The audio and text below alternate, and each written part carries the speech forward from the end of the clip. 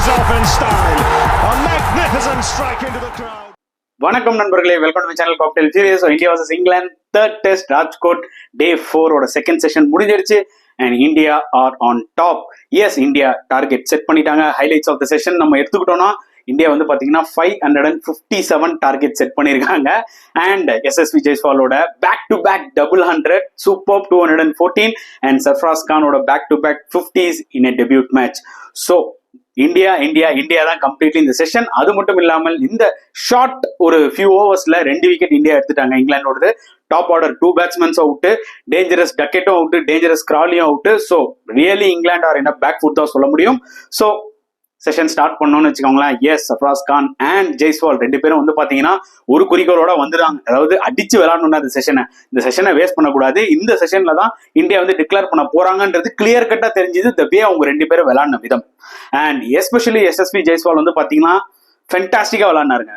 இப்போ நிறைய பேர் சொல்லலாம் ஏன்னா பயங்கரமா விளையாடுறாங்க இந்தியா, ஆனா வந்து பாத்தீங்கன்னா கரெக்டா அந்த பிளேயர்ஸ்லாம் வந்து உங்களோட லேண்ட்மார்க், அதாவது ஒரு டபுள் செஞ்சுரியா இருக்கட்டும் கிட்ட வரும்போது வந்து பாத்தீங்கன்னா செல்ஃபிஷா விளையாடுறாங்களேன்னு ஒரு விஷயம் நல்லா புரிஞ்சுக்கோங்க. ஒரு இண்டிவிஜுவல் பிளேயருக்கு வந்து பாத்தீங்கன்னா செல்ஃப் ரெக்கார்ட்ஸ்ன்றது முக்கியம், பட் அது மேட்ச் அஃபெக்ட் ஆகாதவருக்கும் ஓகே. புரியுதா உங்களுக்கு? சோ இப்போ எஸ்எஸ்வி ஜெய்ஸ்வால் வந்து பாத்தீங்கன்னா 190 வரைக்கும் டமால் அடிச்சாரு. அடிச்ச 6 எல்லாம் வேற லெவல்ல இருந்துச்சு, to be very honest. But 190க்கு அப்புறம் ஃபுல்லாவே சிங்கிள்ஸ் எடுத்துதான் அவர் டபுள் செஞ்சுரி அடிச்சாரு. ஸோ சர்ஃப்ராஸ் கான் கொஞ்சம் 50 வரும்போது பாத்தீங்கன்னா முடிஞ்ச வரைக்கும் சிங்கிள்ஸ் தட்டி தான் அந்த ஹாஃப் செஞ்சுரி எடுத்தாரு. ஏன்னா 2 விதமா நீங்க புரிஞ்சுக்கணும். ஒன்னு, எஸ்எஸ்வி ஜெய்ஸ்வாலும் ஒரு யங் பிளேயர் தான், 7 டெஸ்ட் மேட்ச் தான் விளையாடி இருக்காரு. என்னதான் அவர் வந்து பாத்தீங்கன்னா 3 செஞ்சுரி அடிச்சிருந்தாலும் 2 டபுள் செஞ்சுரி அடிச்சிருந்தாலும் still young to the cricket. So கண்டிப்பா இந்த மாதிரி லேண்ட்மார்க்ஸ்லாம் வந்து பாத்தீங்கன்னா அவங்க அச்சீவ் பண்ணும்போது உண்மையாக அவங்களோட கான்ஃபிடன்ஸ் லெவல்லாம் அதிகமாகும். அண்ட் இதனால மேட்ச் எதுவும் அஃபெக்ட் ஆக போறது இல்லை. ஏன்னா இந்தியா கிட்ட நிறைய ஓவர்ஸும் இருந்துச்சு. அண்ட் சேம் டைம் அவங்க ஆல்ரெடி டமால் வந்து அடிச்சிட்டாங்க. அதாவது செஷன்ல இருந்தே ஸ்லோவா ஆடிட்டு வரல. ஸோ ஆல்ரெடி நிறைய அடிச்சிட்டாங்க. ஜஸ்ட் அந்த லேண்ட்மார்க் வரும்போது தான் அவங்களோட கொஞ்சம் அந்த ஸ்லோ ஆனாங்க. But that's understandable. சிங்கிள்ஸ் தான் அப்ப கூட விளையாடினாங்க.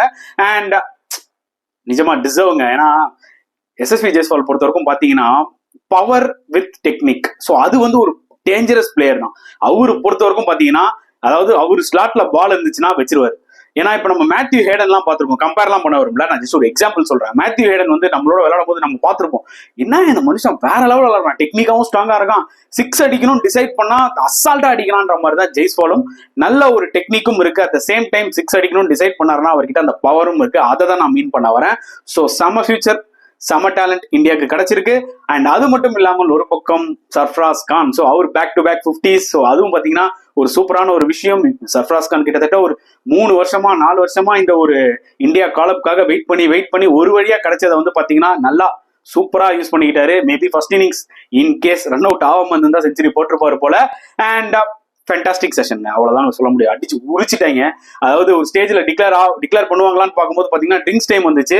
அண்ட் டிக்ளேர் பண்ணல, பட் அதுக்குள்ள டக்கெட்டும் சரி கிராலி சரி டிக்ளேர் தான் பண்ணிட்டாங்க போல இருக்குன்னு போயிட்டாங்க உள்ள ட்ரெஸ்ஸிங் ரூமுக்கு. அப்புறம் தான் ஐயோ டிக்ளேர்லாம் பண்ணலையா, ட்ரிங்க்ஸ் பிரேக்கியா அப்படின்ற மாதிரி கூட்டிட்டு வந்தாங்க. செம ஃபன்னா இருந்துச்சு ஆக்சுவலா அந்த மூமெண்ட். அப்புறம் வித்தின் 1 ஹவர்லேயே வந்து பாத்தீங்கன்னா I think maximum 1 or 2 hours, I think 1 hour தான் விளாண்டாங்க.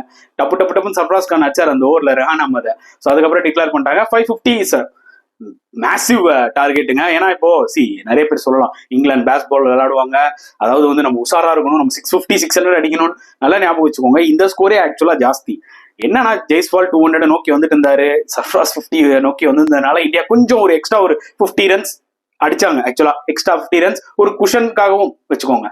ஸோ அந்த வகையில வந்து பாத்தீங்கன்னா like what ever India plan பண்ணது பர்ஃபெக்டா தான் வந்து அமைஞ்சது. ஏன்னா இன்னைக்கு டே ஸ்டார்ட் ஆனதுல இருந்து பாத்தீங்கன்னா அவ்வளோ இந்தியா பால்ஸ் வேஸ்ட் பண்ணல, நல்ல ரன் ரேட் வச்சிருந்தாங்க.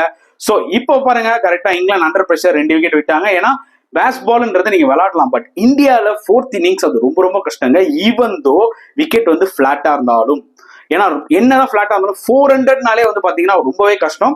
இதே நீங்க இங்கிலாந்து, நியூசிலாந்து, சவுத் ஆப்பிரிக்கா, அதாவது இப்ப நம்ம விளையாடின சவுத் ஆப்பிரிக்கா பிச்சர்ஸ் விட்டுருங்க, அந்த மாதிரி கண்டிஷன்ஸ்ல வந்து நீங்க 4th இன்னிங்ஸ் அடிக்க முடியும் அப்படி நம்பிக்கை வரும்னா, ஏன்னா அந்த பிச்சு பாத்தீங்கன்னா முடிஞ்ச வரைக்கும் கிரம்பிள் ஆகாது. மேபி ஒரு அன்இவன் பவுன்ஸ் இருக்கும், பட் நீங்க டார்கெட்டை நோக்கி போலாம்.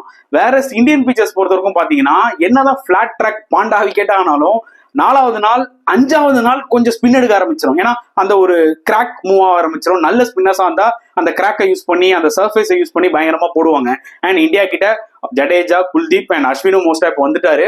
ஐ திங்க் அவர் நாளைக்கு போடுவாருன்னு நினைக்கிறேன் ஃபிளைட்ல. ஐ திங்க் வந்துட்டாரா இல்லையான்னு தெரியல, but one thing is sure is going to continue this test match. அதை ஆல்ரெடி நான் வீடியோல ஷார்ட்ஸ்ல சொல்லியிருந்தேன். ஸோ அது ஒரு அட்வான்டேஜ் இந்தியாவுக்கு. ஸோ அந்த வகையில வந்து பாத்தீங்கன்னா மேபி அஸ்வின் நாளைக்கு போடலாம். ஸோ இந்தியா இப்பவே இந்த செஷன்ல 2 விக்கெட் எடுத்துட்டாங்க. So third session damn crucial for England. Bazball விளையாடுவாங்களா இல்ல விக்கெட்ஸ் விடக்கூடாதுன்னு சொல்லிட்டு பொறுமையா விளையாடுவாங்களா அப்படின்றத வந்து பாத்தீங்கன்னா நம்ம பொறுத்து இருந்து பார்க்கணும்.